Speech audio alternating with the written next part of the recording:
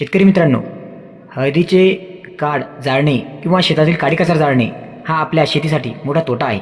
हे काडी कचरा जाळल्याने जमिनीची सुपीकता कमी होते, जीवाणू व गांडुळे नष्ट होतात आणि प्रदूषण वाढते. त्याऐवजी हळदीच्या काडाचा उपयोग आपण खत तयार करण्यासाठी करू शकतो. तर आमच्या सेंद्रिय गट या सेंद्रिय गटातील युवा शेतकरी ऋषिकेश देशमाने यांनी स्वतःच्या शेतात जी हळद पीक आहे या हळद पिकाचा काढणीच्या अवस्थेत असून त्यांनी हळद पिकाचा जो पालापाचोळा आहे हा न जाळण्याचा निर्णय घेतलेला आहे. व बघा, आपण इथे बघू शकतो या प्रकारे त्यांनी हळद पिकाचा पालापाचोळा कापून घेतलेला आहे व या प्रकारे एका ठिकाणी तो संपूर्ण पालापाचोळा जमा करून त्याला ते बायोडायनामिक कंपोस्ट डेपो तयार करून त्याला ते आता चांगल्या प्रकारचे सेंद्रिय खत तयार करणार आहेत.